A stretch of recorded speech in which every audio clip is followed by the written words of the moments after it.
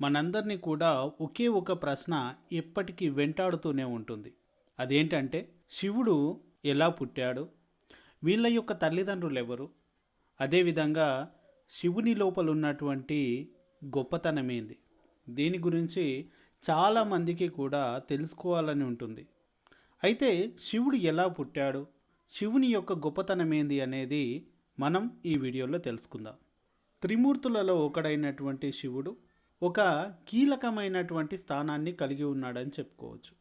బ్రహ్మ సృష్టికర్తగాను, ఈ యొక్క విష్ణువు సంరక్షకుడిగాను, అదేవిధంగా ఈ యొక్క శివుడు విద్వాంసకుడిగా ఉన్నట్టు మన పురాణాలు చెప్తూ ఉన్నాయి.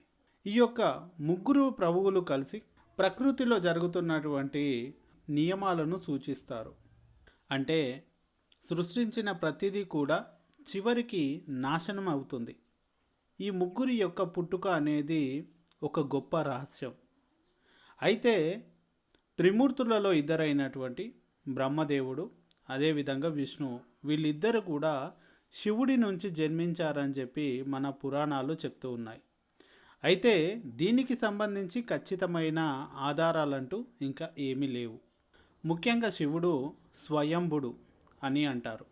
స్వయంభుడు అంటే స్వయంగా జన్మించినటువంటి ఒక వ్యక్తి. అంటే మానవునిలా కాకుండా, మరొకరి ద్వారా కాకుండా ఇతను స్వయంగా జన్మించిన వాడని అర్థం. అయితే ఈ యొక్క భూమి మీద ఏమీ లేనప్పుడు అతను ఒక్కడే ఉన్నాడు. ఈ భూమి మీద మొత్తం కూడా అంతమైపోయిన తర్వాత కూడా అతను ఒక్కడే ఉంటాడు.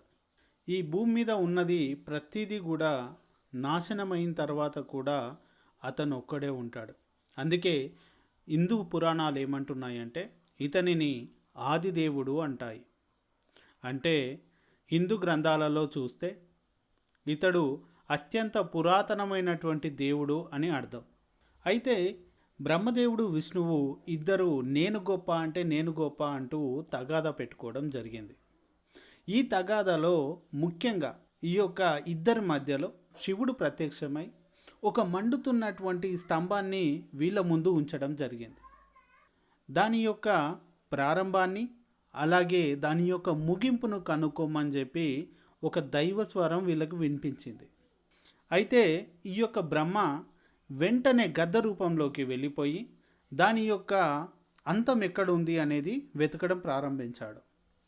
ఆ తర్వాత ఈ యొక్క విష్ణువు వరాహ రూపం అనగా పంది రూపంకు వెళ్ళిపోయి ఆ యొక్క ప్రారంభం ఎక్కడా అని చెప్పి భూమిలో వెతకడం ప్రారంభించాడు. అప్పుడు ఈ యొక్క విష్ణువు అక్కడ ఉన్నటువంటి భూమిని మొత్తం తవ్వడం ప్రారంభించాడు. ఎంత తవ్వినా కూడా దాని యొక్క అంతం దొరకలేదు.